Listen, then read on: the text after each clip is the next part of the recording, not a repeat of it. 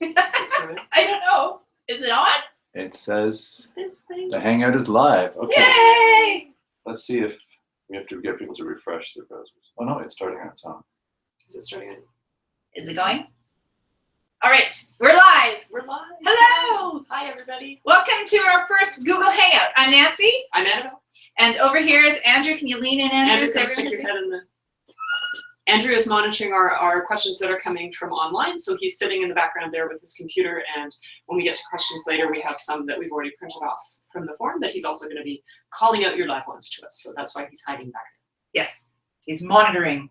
He's manning the phone lines. Yes, yes. Okay, let's start with some quick stats. Very exciting week. We've got tons of learners from Canada and the US, but we're also delighted to welcome writers from around the world. Here are just a few places that you're writing from: United Kingdom, Australia, India, Spain, Belgium, Brazil, France, Qatar, Egypt, Greece, and Nepal, plus many, many more. So welcome. First? I don't think we've had Nepal before. I don't think we have either. That's I think exciting. we've got a broad range of students this time. So Sure. welcome to you, no matter where you are, no matter what time zone. We're so glad you're here. If you haven't taken the time to introduce yourself on the discussion boards, please do. We're always very curious to hear about what people's backgrounds are and what brought them to the wonderful journey of writing a novel. So if you haven't introduced yourself, please weigh in. Absolutely, please do. So we're going to talk a little bit about this first week and how that's gone. So as well as your introductions and getting a feel for how the course runs, we really did jump right into the outlining process this week. So you all explored what an outline actually is. And you got started thinking about the world building and especially the antagonism that your novel is going to need. And then maybe most importantly of all, who your character is, your central character. So the first thing we asked you to do was look at some favorite works, either novels or movies, and consider if you could easily identify the protagonist for each one, as well as their primary yearning, and implicit in that, the forces of antagonism that they would be facing. You all brought a wide range of favorites, which was fabulous to see. You wrote about the Rosie Project, Wolf Hall, After My Own Heart, The Fault in Our Stars, The Orenda, The Goldfinch, Pride and Prejudice, The Book of Negroes, Do Androids Dream of Electric Sheep?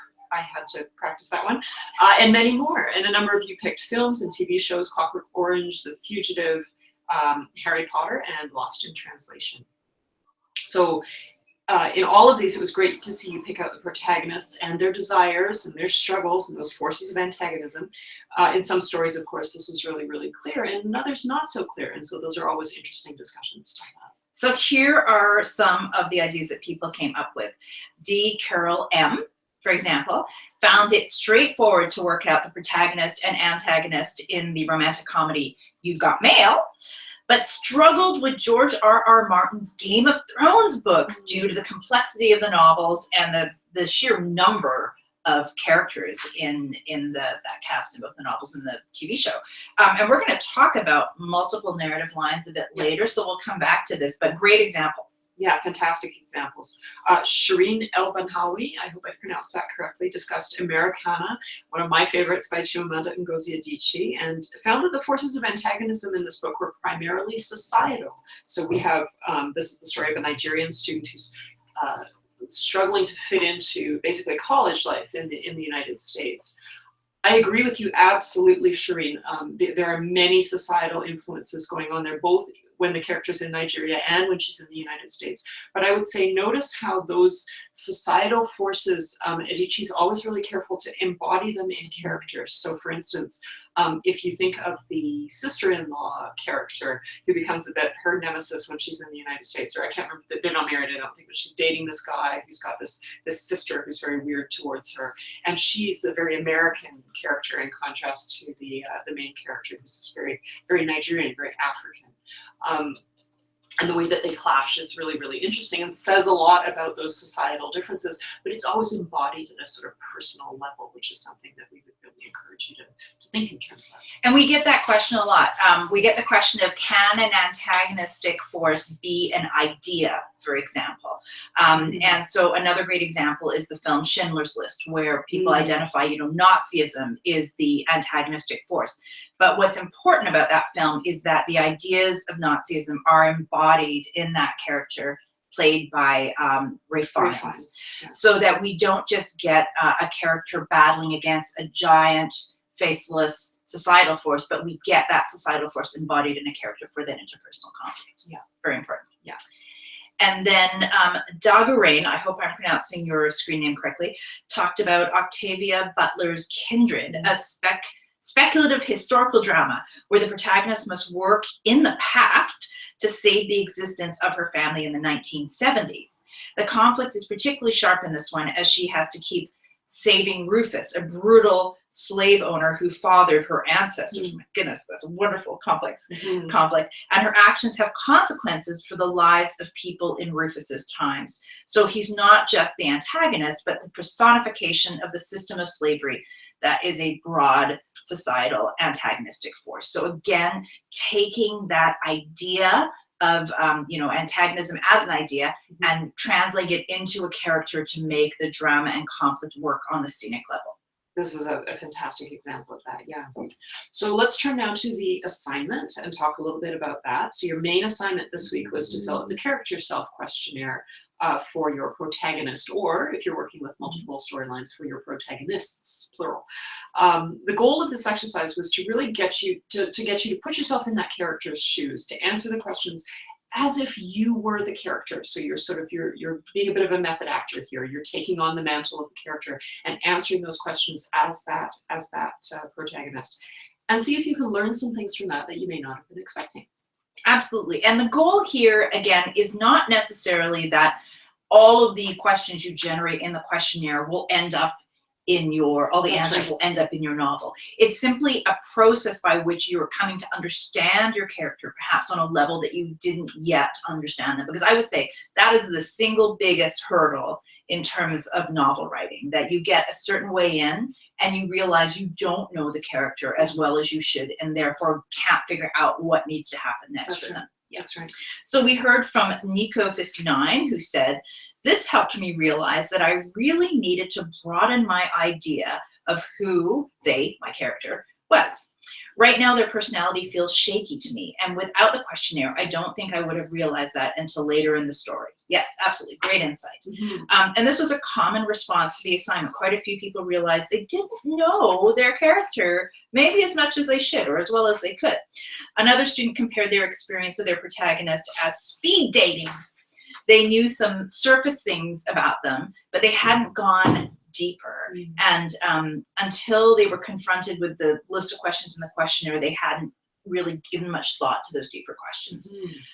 Several people ended up changing the names of their characters or discovering their names, and a couple even changed their protagonist's gender. You've gone through that. I've gone through that, absolutely. With your last novel. With my last novel, where I've been working on it for 4 or 5 years, and then after getting some feedback from someone who said, every time you read from your novel, I feel like maybe your character is a girl instead of a boy. And I thought, that's ridiculous. And it only took, a few months for that to sink in and for me to realize that my character was in fact a female character, and it changed everything about the novel. Did you do the character questionnaire?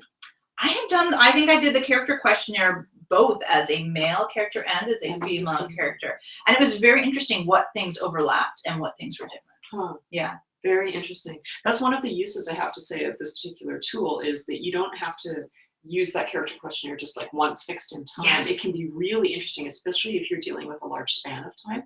If you're doing like a Bildungsroman and you're starting with your character in childhood and you're taking them into adulthood, you can do that questionnaire again and again at different ages and stages and see how they develop. It's a really interesting exercise.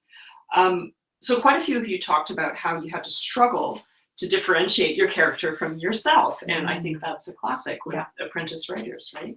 And several were a bit confused about how to handle character change. Do you write the character's answers as they would answer at the start of the novel or later in? Both! Both, yes, absolutely. I mean, you can do both. I think in a way you were probably anticipating with this, if you're just doing it once, you want to do it from where they are at the start so that you can then see, okay, what's my base? Where's my base camp that I'm going to be climbing the mountain from? Where am I starting from? But it's certainly useful to do it more than once. Dora Eliza said, "I find this work tedious and uncomfortable." and also revealing because it is hugely helpful. And I think that's been our experience as well. So much of writing a novel, in fact, is tedious and uncomfortable, but that's true. okay.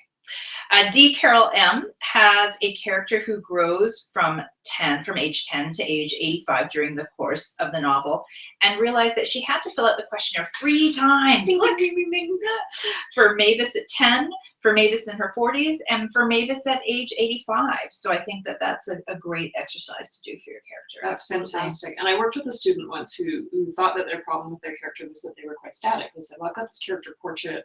I don't have a lot of change. I don't have a lot of movement. And the way that we solved that was for her to do that portrait at various ages so that she could see development almost in spite of herself. She could see, how is this character evolving as they're aging, even if I don't even really intend them to. Yeah. And so it's really useful to use in that way. Darwood wrote, I've avoided other character questionnaires, but I did this one. Thank you.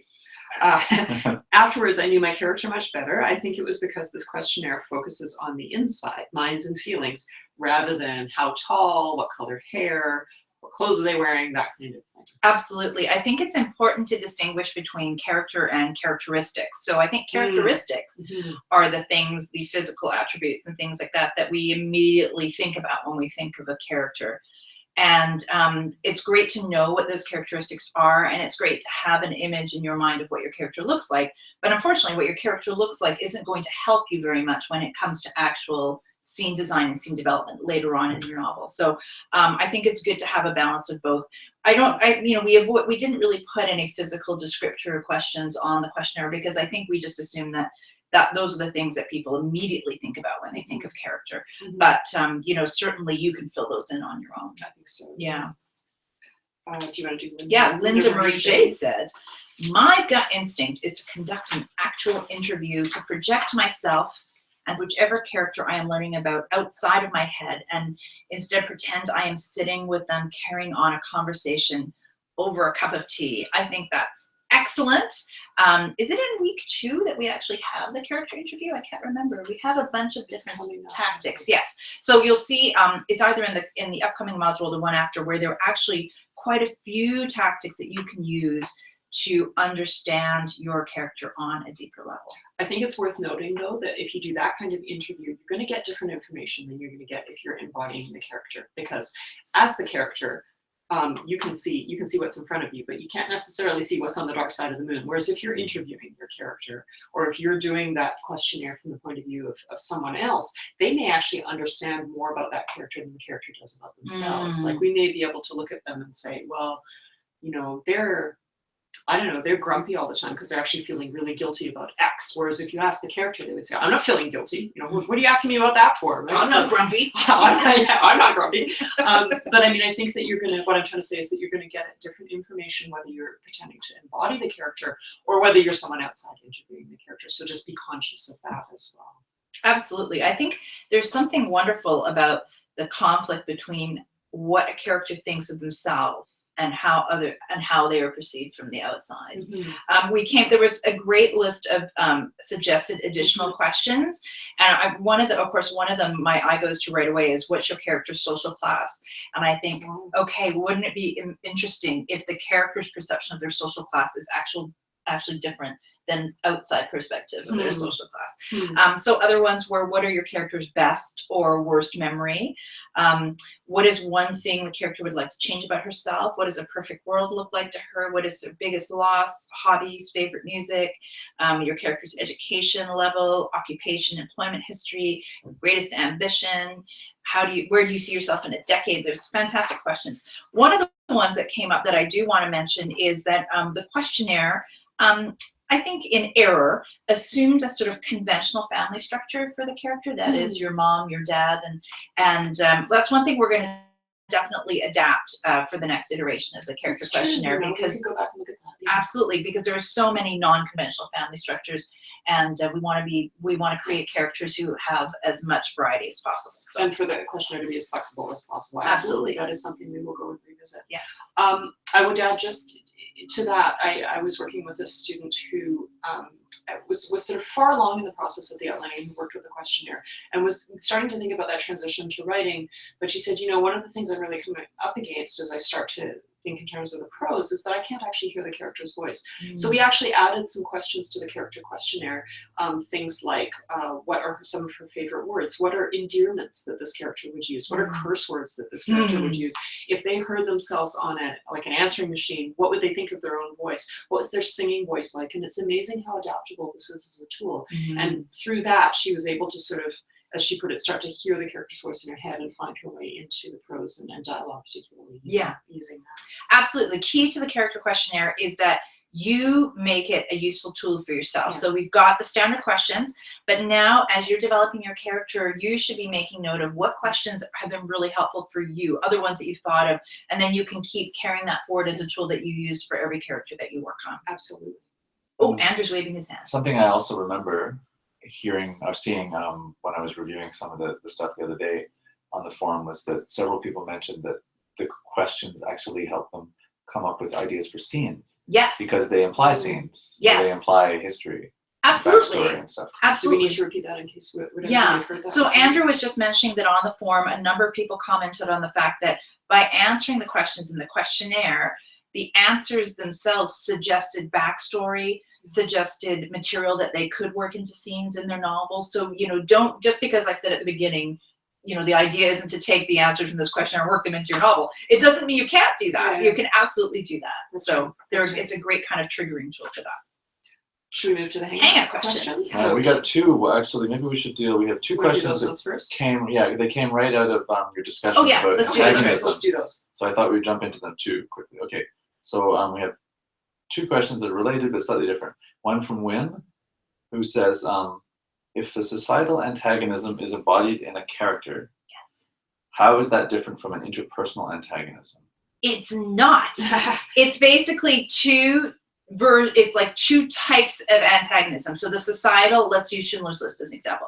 The societal antagonism is the Nazi movement, but also the machinery behind that movement. So gathering the people up from the ghetto, taking them to concentration camp, the machinery of the mechanized factory where they work, all of that stuff, making all the war and all that. That's all societal antagonism. But there's very distinct interpersonal antagonism that's happening between Schindler and the Ralph Fiennes character. That is, there becomes a personal conflict between the two of them. So it's taking aspects of that societal antagonism and making them personal, embedding them in a character. So then, but the thing is, they're not having arguments about Nazism. It's not like Ralph Fiennes is saying Nazism is great and Oskar Schindler is saying Nazism is terrible. They're actually fighting over the things that two people would fight about. Yeah. So it has to do with context in a way. I think that when we're talking about those characters who are the embodiment of societal antagonisms, they're operating in a larger context. Mm-hmm. If you and I had a fight over where we should go eat lunch, Mm-hmm. I'm not sure We might that have would that. be. No, we always agree. It's always the same place. If we were one day to fight over where we were to go eat lunch, I'm not sure that would necessarily be representative of anything particularly societal. No. But in the case of, I'm thinking of Americana as well, where it's definitely people who are sort of coming from very different countries, from very different cultures, from very different backgrounds. That is that sort of swimming pool that they're in, and then they are almost like the crystallization of, they've emerged out of this context to clash. So it's almost as though they're carrying that additional societal kind of baggage with them, if that makes sense. Absolutely. And I think it's a very common type of story if you've got a character struggling against some sort of societal intolerance. Yeah. That the character will experience societal antagonism on the community level, where that intolerance is shown through, rules or regulations or things they're not allowed to do.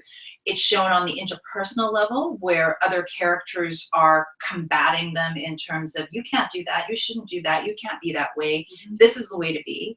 And then it's shown on the internal level with the character's own self-hatred or self-loathing or uncertainty or just not understanding how to be in this world that doesn't seem to want to accept who they are. So that's an example of how sort of one idea can inform all three layers of antagonism. That's right. Thank you very much for the question, Lynn. It's a good question. And there was a follow-up, very similar follow-up from Rebecca Morris, who said, so do all external societal antagonisms need to be personified or embodied by specific characters? I think you kind of answered that, but I'm always afraid in fiction to offer hard and fast rules because there's always a fantastic exception out there somewhere. I would say, yeah, most of the time. Maybe if you're thinking of a particular exception to that, Rebecca, and you're wondering about it, email us and let us, or enter it and let us know. Yeah.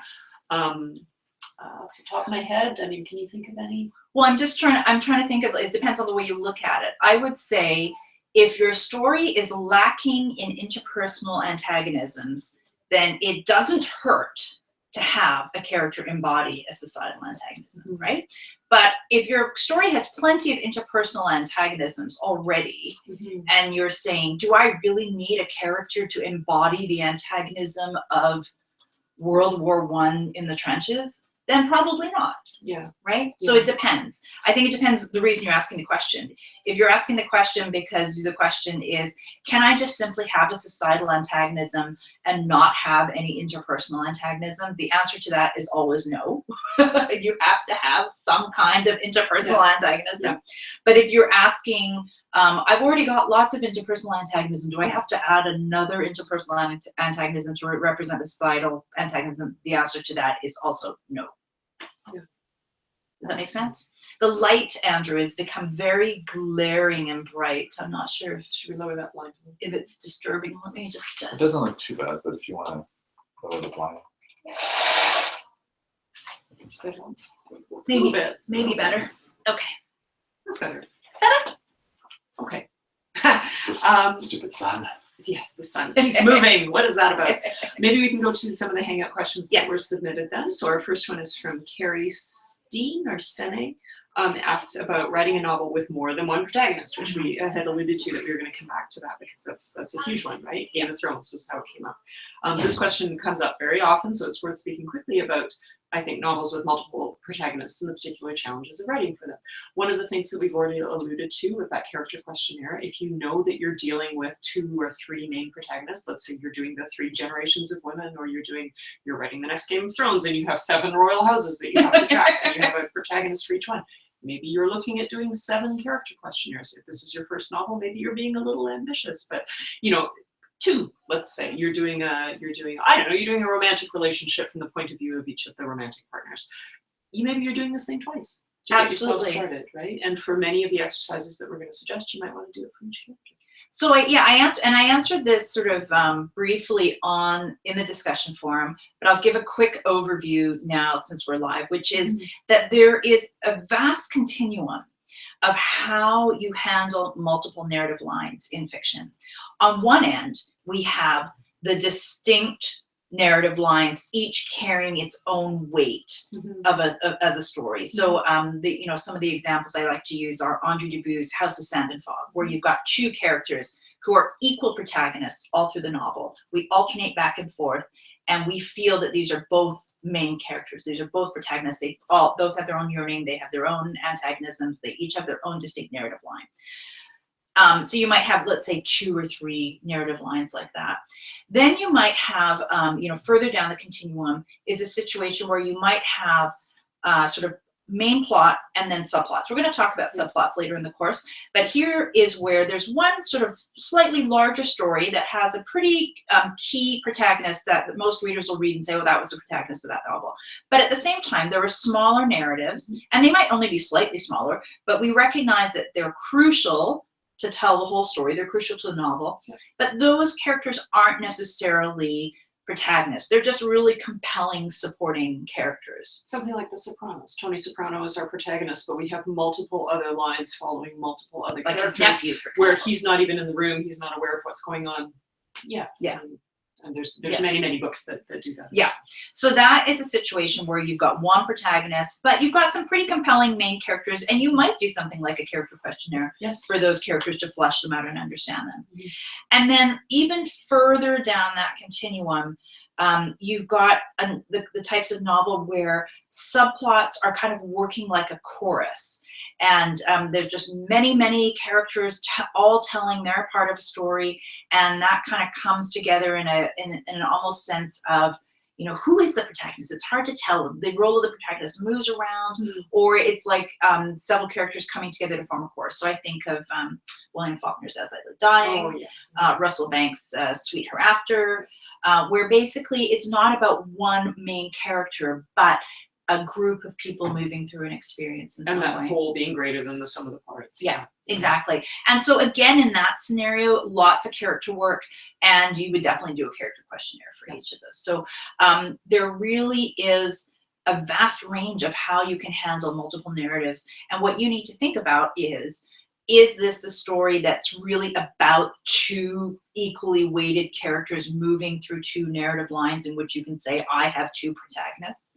Or is it more like one character is kind of the main protagonist, and then there are these smaller subplots where interesting, compelling, supporting characters are moving through their own journeys? And I think we can't leave this subject without talking about the witness character, the character who's watching another compelling character go through something, because that's very much a trope of first novels. I think probably because a lot of us as writers, that's what we do. We sit and we watch in a very sort of, in a very deep and empathetic way. Like, we observe, we're interested in what's going on, we're interested in what other people are doing.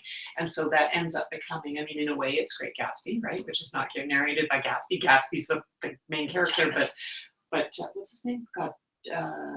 Nick Carraway, right, is our watcher character who's watching what's going on. So there again, I think you need to kind of look at the characters and ask yourself, okay, do I have, is there enough there to justify having that watcher character in the book? In the case of Nick Carraway, he's got his own little arc going on in that novel. He's got his own conflicts. He's got his own things that are happening kind of in echo and in parallel to Gatsby. So Fitzgerald buys that.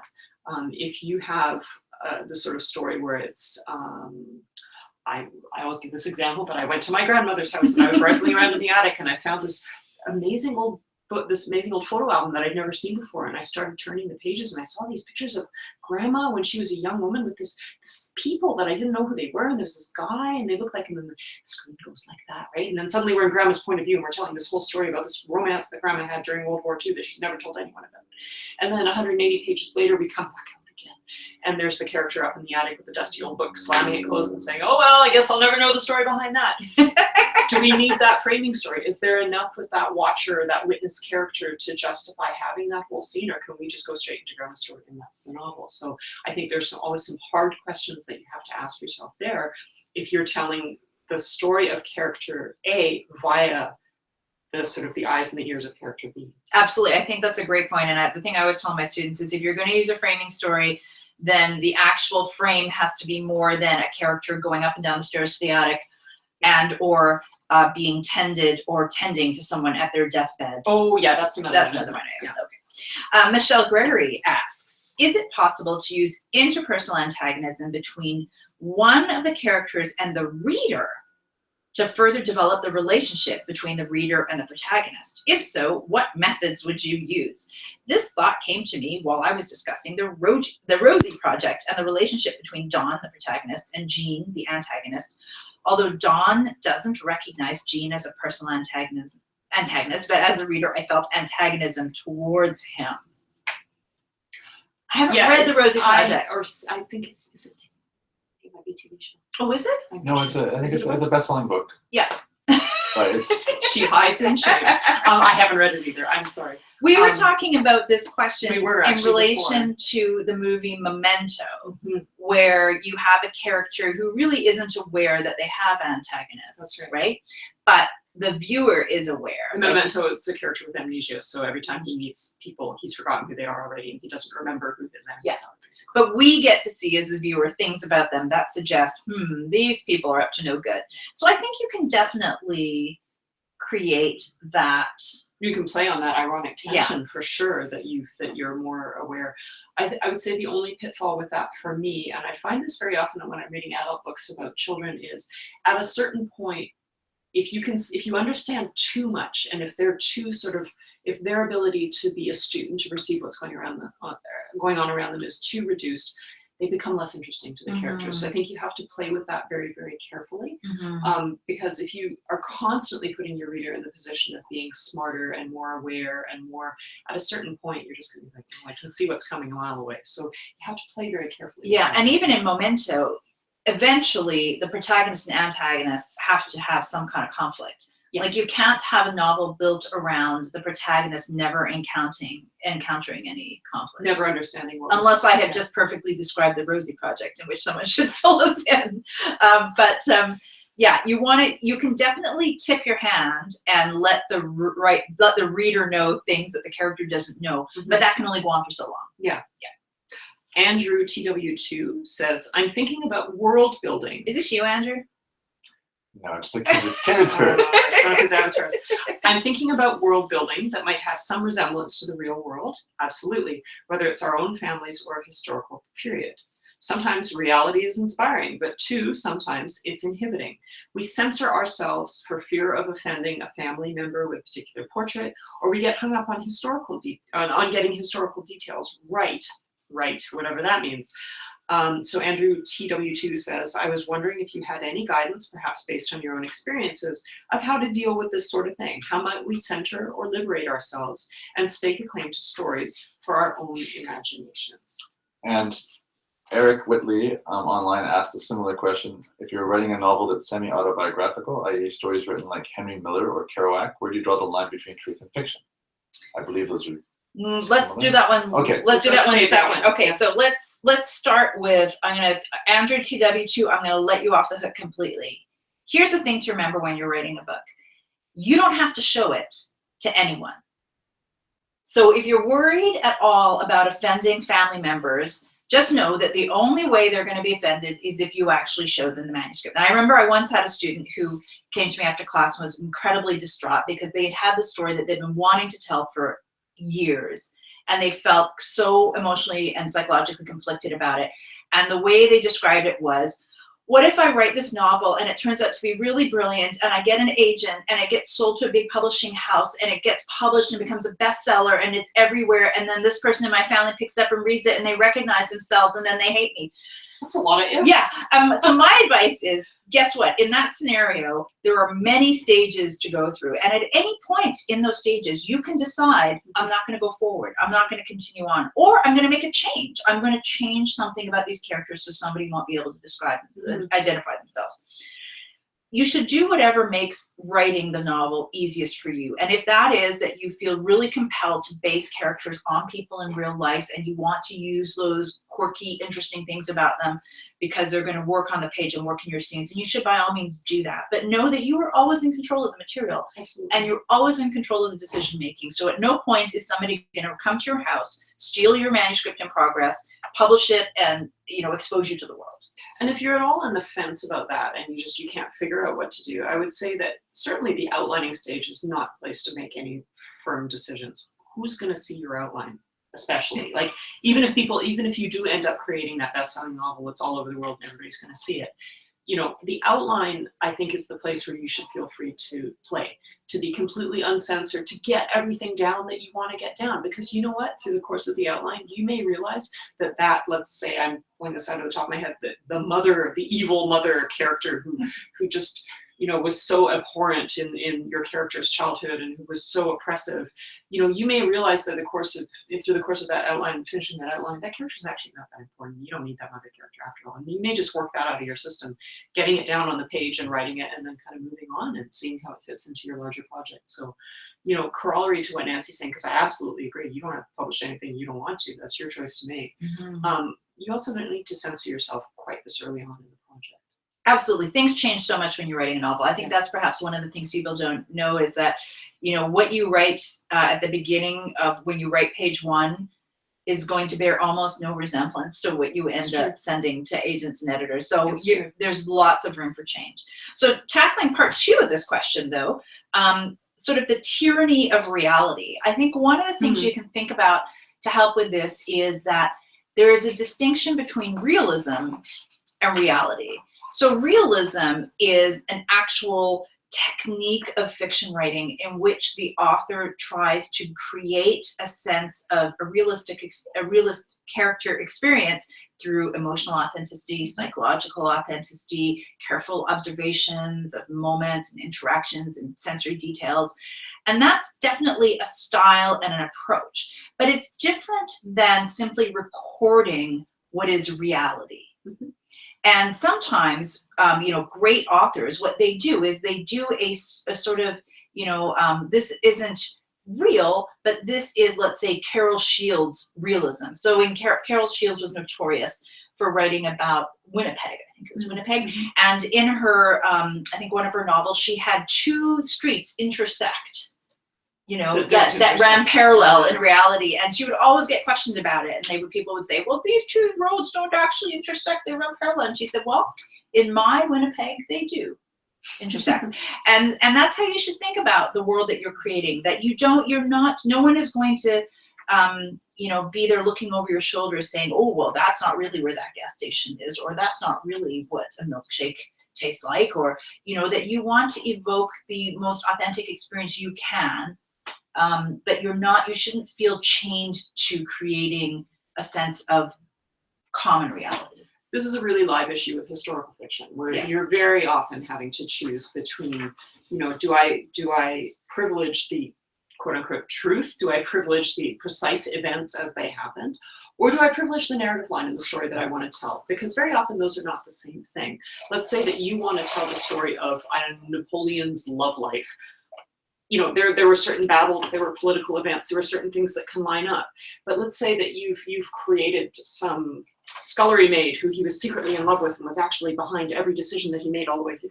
You might need to move things around a little bit in order to tell this fictional story that you want to tell. And there are people who get really kind of irate about who know your historical period really well and decide that as soon as you've changed something that you've completely betrayed the reader. I just want to say, like, where in the bookstore, where in the library are you finding this? Is it fiction? Is it nonfiction? You know, and that's the answer to that. And for me, I keep doing that because I'm seeing the narrative arc, but you need to always privilege, I think, the narrative arc. And the one last thing I would say to Andrew TW2, yes. There is an interesting trend at the moment in fiction where you have these writers who are very much on the cusp of fiction and memoir. People like Maggie Nelson, people like Jonathan Safran Foer has done it. And that may be something that's interesting for you to look at as well, where it's really kind of, it reminds me of like a bug's wing, that kind of iridescent, look at it one way, it's one thing, look at the other way, it's the other thing. And I think there's a lot of room to play with fiction. You have a lot of room. Now, what was the other question? Did we answer it inadvertently, or do we still need to get to it? It was basically, if you're writing a novel that's semi-autobiographical, where do you draw the line between truth and fiction? And I think you just kind of covered that. Yeah, if you're writing a novel, if you're writing a work of fiction, you can be as fictional as you like. I mean, that's one of the great things that I always think about. Wayne Johnson's book, Colony of Unrequited Dreams, which was a fictional biography of Joey Smallwood, which took all sorts of license and liberty, but turned out to be an amazing novel. So I think that there's something wonderfully inventive if you can take real life events and put a fictional spin on it, so that people perhaps feel conflicted as to which version they believe. It's like, do I believe the actual facts on record, or do I believe this marvelous book by this great author, which actually tells a more compelling story? So I think that if that's your goal, you know, don't feel like you're beholden to the truth. I would also say libel is a thing, and so if you're really concerned about it, I mean, you'd want to explore the libel laws in your own country. We can't obviously offer any legal advice there. Libel laws are different between Canada and the US and every other country in the world. So if you are planning to write about, you know, a living character, you know, where you have those concerns, I would say definitely look into that. But certainly with historical fiction, with writing about your own life, you know, I think you should feel a great deal. Should we move on? Yes. To Sunny Wolf. Sunny Wolf. Sunny Wolf says, I only have a starting point of the story, but don't know yet how it will map out and end. That's why you're with us, Sunny Wolf. For that reason, Sunny Wolf continues, it is difficult to clearly model and define my protagonist. What is the best approach in a situation like this? Should I first define my story, or first define my protagonist using the character self-questionnaire? And what I love about this question is that you're clearly already thinking in terms of movement, right? Which is essential. You're not thinking in terms of a static character portrait. You're thinking, okay, I have a sense of where I am, like at the beginning, but I don't know where I'm going, and is that a problem? Is that a problem? I don't think it's a problem not to know where you're going. And I think that the answer to this question really depends on the type of mind you have and what you gravitate towards perhaps as a reader might help answer it. So for instance, if you are someone who really loves intricately plotted thrillers and the kind of reveal of events and the way subplots intersect with each other and big turns happen in the story, then perhaps what happens in the story is going to be one of the most important things to you, and that's where you're going to begin. But if you're the type of person who loves reading books about characters that they can connect to and go on an emotional journey with and feel like this is representative of a real life experience, it's really important to me and gives me insight, then I'm guessing that character is going to be where you want to start. So a lot will depend on the type of book you want to write in terms of genre and well, and the nature of that starting point too, because what does that mean? You've got a starting point. Does that mean that you have like a plot, a moment in plot? Does that mean you have a sort of an era and time that you want to write about? Does that mean that you have a character at a certain stage in their life? I mean, I think we need to know a little bit more about what that opening is, or what that, as you say, what that starting point, what the nature of that is, because that'll say a lot about what you're anticipating. Absolutely. Yes. Do you want to do that? Yes. Next one? This was on the discussion board. I was responding to P. Alfred, who had asked a question about how to manage all this material. Like she already talked about, well, I've done the character questionnaire for several characters. Now I need a way to kind of keep these organized. And I said, you know, it's great because this is one thing that isn't often discussed when it comes to novel writing, which is the sheer volume of material that ends up being generated, either through the writing of the draft or through the research or through the notes that you take while you're writing the draft, ideas that come to you. And so I mentioned that it would be a great topic to tackle in our Hangout. My answer to her was, so much of it depends on the type of person you are. Again, whether you're somebody who loves to have the just hands-on paper, you know, index cards, that sort of situation, in which case you might find file folders are useful, or having a notebook for each character might be useful, or whether you're the kind of person who likes to grab their laptop and go to a cafe and write and have everything with them when they're traveling or going places, in which case you might find software like Scrivener useful, or some kind of online system where you have, you know, file folders set up for different characters. What have you, I mean, you with the Golden Mean, I'm thinking you must have done tons of research. How did you keep it all organized? I'm of the grab and go model with the computer. Like I like to be able to, I need to be portable, and I like to be able to have everything kind of at my fingertips. So I do have a shelf of books that were my research books, and you know, I would start at the library, and when I found books that I knew were going to be super useful, I would just order them so that I could have, and I had maybe a dozen books that I went back to again and again for research, and then I just kept files on the computer. I was fairly organized. I think I had a chronology of the sort of those facts that I was then going to mess around with because I was writing fiction and nonfiction.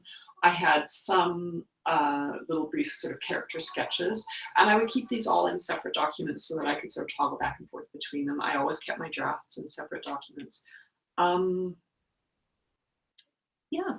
And then for what about if you were writing and then notes occurred to you, like you're writing one scene and it's like, oh, I've got this idea for this and that and that, and how would you make I use the tools in Word. I would use the Yeah. reviewing functions in Word. So you have these little pop-up boxes, you know how you use those, Yeah, the yeah, the comments comments. function, and you get those in PDF files as well. And just make little notes on the side to yourself. I found that Annotations, yeah. Yeah. Yeah. How about you? I would say it was predominantly pen and paper. Very big fan of index cards because I could carry my whole novel in a stack, basically, with all my scene cards. And, you know, I had file folders full of material, notebooks full of material. But what I discovered with that is that I very rarely went back to that material. Like I would make tons of notes to myself, and then I, you know, whatever had slipped in via osmosis would make it into the book. But That's interesting. I very rarely went back and scoured that material looking for something. But now I think I'm a convert to Scrivener just because it gives me that flexibility of no matter where I am, I can access my novel. I can see it broken down into the outline. It's got a place where I can put my research into files, and I can visually see it, which is important to me. I'm a very visual person. See, now we've had this conversation, but my worry with Scrivener is that if I got sucked into that, I would end up procrastinating, and I would spend so much time arranging and rearranging all my little pieces that I would actually, I would do less writing because I was busy arranging. I think what you have to do is you have to put a time limit on it. Like you have to say, I'm going to set aside a couple hours to get set up on Scrivener, and then you have to stop messing with it. I mean, it could be the same with paper and pen, right? I could waste a whole afternoon setting up the file folders and the writing index cards. Yeah, it's true. It's true. Okay. We have 5 questions online. Okay. Should we do the last one here? We've got and one then more, go and straight to yeah. online. How are you doing for time? We have 12 minutes. Okay. Or so. We can go later. if you need to. Rapid I thought. can't. I've got. Oh, to. right. Okay. Yeah, Let's go. Muckluck says, do the 3 levels of antagonism make up an exhaustive list? I thought that much of the conflict in my story would arise from characters engaging with the non-personal, objective hazards of a dangerous world. Think perhaps of a sailing or mountaineering memoir. Are such struggles only interesting when viewed through the lens of the internal, interpersonal, or societal antagonisms, i.e. finding the courage or the will to live, working with comrades? Do they have interest in and of themselves? Should the landscape be construed as a character of sorts in view of the sense of menace or malevolence? Any pitfalls to be aware of here? And what about big open pits? Well, I think first of all, within societal antagonisms, or within that folder, I'm not thinking of folders now, I would also include environmental To build a antagonism. fire is coming to mind. Right? Yeah. Yeah. I'm thinking of David Quammen's story, Walking Out, about the father and the son who go hunting, and basically everything that could go wrong goes wrong, and it's all environmentally driven. But there is also some connection to character as well, and I think that's what's important, that it shouldn't just seem like, I mean, obviously environmental events are going to be somewhat random, but for instance, John Krakauer's Into Thin Air is a great example where, yes, all sorts of environmental things happen that become major obstacles for the characters, but they're also folded in with choices that the characters make That's the thing, throughout isn't the it? story. Yeah. You know, so it's not just, oh, a random series of events, how unfortunate, because there's not a lot of meaning there. But what Krakauer does is he traces back and says, okay, what were the decisions that people made, and why did they make them? Yeah. And how did those decisions happen to intersect with these random events, therefore imbuing those random events with meaning? I think that's what's important when you're talking about environmental things. So if you have a great voyage of discovery, if you have someone going to Antarctica or something like that, there's a certain hubris involved in that right from the outset, right? Like I'm going to risk myself. I'm going to risk the people with me. I'm going to try and do this great thing. So you have to sort of think that perhaps that element of risk and hubris is going to be present within the character at every sort of subsequent juncture when they have a choice to make. Yeah. Impatience.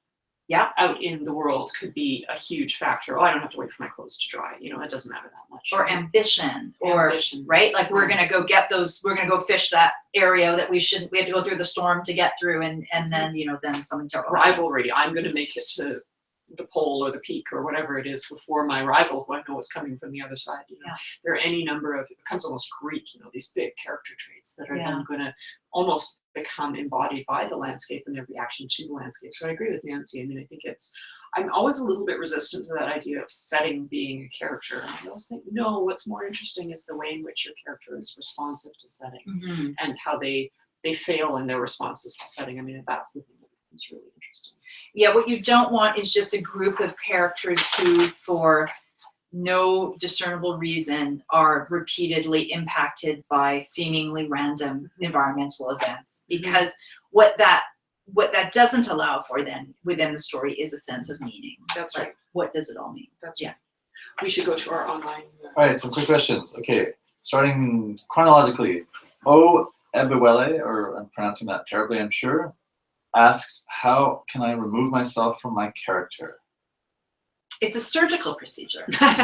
It can usually be done in a day. I'm going to hop up and close this other blind Okay. because the sun keeps coming and going and I'm intermittently blinded. So I would say, well, that's so much better. Does Why that don't- make it terribly dark, or is that no, it's okay? good. It's good. Okay, that's We should have done this at sorry. the beginning.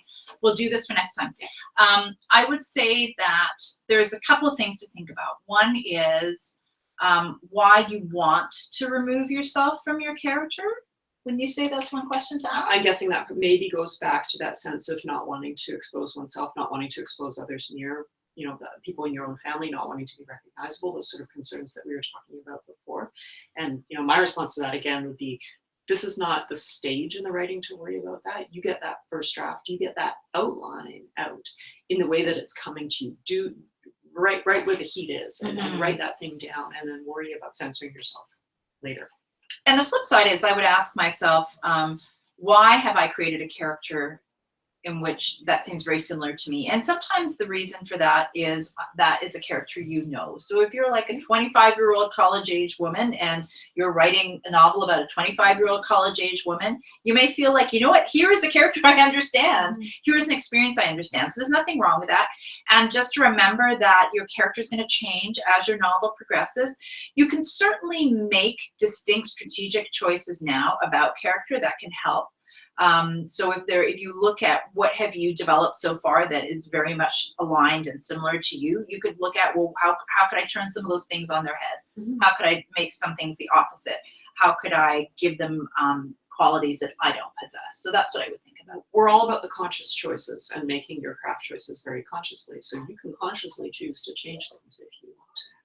We should go a little rapid fire, I think. Yes. Okay, Shireen asks, how do you handle overcoming a flat protagonist or overcoming having a cliched or stereotyped character? Well, definitely antagonism is the key. The more antagonism your character faces, the more interesting that they're going to be. You need to think about why cliches and stereotypes are cliches and stereotypes. It's because they're vast generalizations that are made. And people are not cliches or stereotypes. People are very specific. So thinking about specificity in terms of your character and, what are they going to face in terms of antagonisms? Knowing that will be huge, I think. I agree. Okay, Vanessa, if my story has two main characters, wouldn't I need to fill out character questionnaires, consider the antagonisms for both? Would I not need to develop the supporting characters as much? If your character has two protagonists, absolutely, you should do the questionnaire and you should do a full storyline character arc for both characters. Supporting characters, it just depends on how much work you want to do. There are absolutely writers who do deep character work for every character who appears in their novel, and it's really about how much work you want to put in. One of the things that can be really interesting, and I've learned this from you actually to think about as well, is your two protagonists. Of course, nobody thinks of themselves as the antagonist, right? You don't walk through your life thinking, I am the antagonist in this situation. No, everybody's the protagonist of their own life. It's like that David Copperfield opening, right? Yeah. So your two protagonists could be each other's antagonist in a really fun and interesting way. And that'll also sort of bring that work together. So it's not going to feel like, oh, I'm outlining two books and two protagonists. I'm actually, they're working together, they're interlocking together. But of course, when you do those questionnaires, you'll realize they become more human and they become more empathetic because you realize they're each thinking of themselves in a certain light. Yeah. Right. T.C. Boyle's Tortilla Flats, I think it is, where you've got two protagonists. They don't even know they're each other's antagonists through the whole novel. They are, but they don't know because the person who's their antagonist is kind of like a mystery to them. Interesting. Yes. Sinister Super Spy. Whoa. Nice. Oh, super spy. Super I don't have a spy thing to do. I'm not. Just look sinister. You both come across as very well read and connected to the art of the written word. Do you ever have "this story is dumb" moments about your own work, even early on in the process, or whatever? Yeah. Every day. Yes. Every day. And I can't tell you the number of times that other writers have said to me about their own stories, this story is so stupid, and then they'll tell me and I'll be like, oh, I wish I had had that idea. That sounds amazing. Right? It's like, that sounds amazing, it sounds incredible. I think it's totally normal to feel like, well, it kind of goes up and down. It's like some days you feel like I think this might be good. I don't know, but maybe it could be good. It could be good. And then other days you're like, this is, oh my God, what is this? There's something about that level of familiarity with your own material too, where I think when you're inside your head, things seem very obvious and they can seem over obvious, and you think, oh, this is so stupid. Why am I writing this? It's going to be so clear to everybody. And actually, people from the outside who are not actually inside your head, who are reading this for the first time, they don't have that level of over familiarity. So it's fresh, it's new, it's intriguing, and there's a weird kind of, it's not an echo effect, but there's this weird sort of effect of just being overexposed to your own material that really can undermine your absolute self-esteem as you go along. And yes, we all encounter that. I don't think we would either of us pretend otherwise. I mean, it's one of the things you have to deal with as a writer, and it's part of what makes this more like a marathon than anything else. That endurance piece and that sticking it out even on days. We're going to talk about this in week 6, I think, but sticking it out even on days when you wish you were doing anything but, that's part of what's going to make you a successful novelist. So we will be talking about that in more depth. Absolutely. But I will say this, no matter how terrible your novel is or seems to be, there is nothing as exhilarating as the feeling of getting to the end of the first draft. Because the reality is that you can fix whatever's wrong with it. You really can. And there might be a million things wrong with it, but that's okay. You can fix those things. Getting to the end of a first draft is like a great, it's like the feeling, I'm sure, of getting to the end of a marathon, which I of course know nothing about, as you can tell. Andrew, next one. Last question, and then we're just about done. Cheryl Andrews says, the ending came to me first. Yes. I've identified a middle point and a starting place, but the rest, the middle scares the hell out of me. I don't like being lost / paralyzed. Do you? Week 4, I believe it's week 4 of this course, is called The Saggy Middle. Yeah. And we will be talking all about that, so stay with us. We are going to talk about Act 1, Act 2, Act 3. We're going to fill in all, we're going to help you fill that all in. So don't worry, we're only in week 1. This is all about getting started. So things are really going to ramp up and you're going to get lots of help with structure in terms of figuring out what needs to happen in your novel. So stay tuned. Yeah. Andrew, any others? That's it. So someone did mention they can hear the class next door. So sorry about that. There is a class in there, and at the end of the hour, at the beginning and the end of the hour, they kind of come and go and let out. We may explore using a different room for the next group. Or having them liquidated. Maybe we should go down to the other room next time. Maybe. We'll go to the padded cell in the basement next time. We won't have the lighting issues, and we won't have the sound issues. It's a very small room. Yes, we will explore our options so that we're not dealing with the sound and the light and all of these things. But thank you very much, everybody. Yes. I think that brings us to the end of our first Google Hangout. This will be recorded. So if you came in halfway through, if you could only watch a bit of it, you'll be able to watch it again. Andrew, go to the padded cell in the basement. They should be able to rewind. They should be able to rewind even now. And Andrew's saying we should be able to rewind even now. And you also save it as an audio file, right? Yes, so you don't have to watch it. You can just listen. There'll be a high quality audio MP3 posted in the when next you're hour driving, when you're in the shower, okay, sure. Wherever. Please keep the questions coming. If anything arose that we didn't get a chance to address here, or if you need further clarification, feel free to ask those for next time. Post more questions. Absolutely. And sometimes what happens is people ask a question that we need more specifics in order to answer it specifically. So if you don't feel like if you asked a question, we were like, well, this is our best guess, feel free to weigh in and give us those specifics and we will answer it. We'll come back and answer it again. Absolutely. For sure. Yeah. Good luck with the assignments this week. Enjoy. And we will look forward to seeing you same time, same place. Same time, same place. Good night to those of you in Europe. We have Switzerland, Madrid, Egypt. Bonsoir.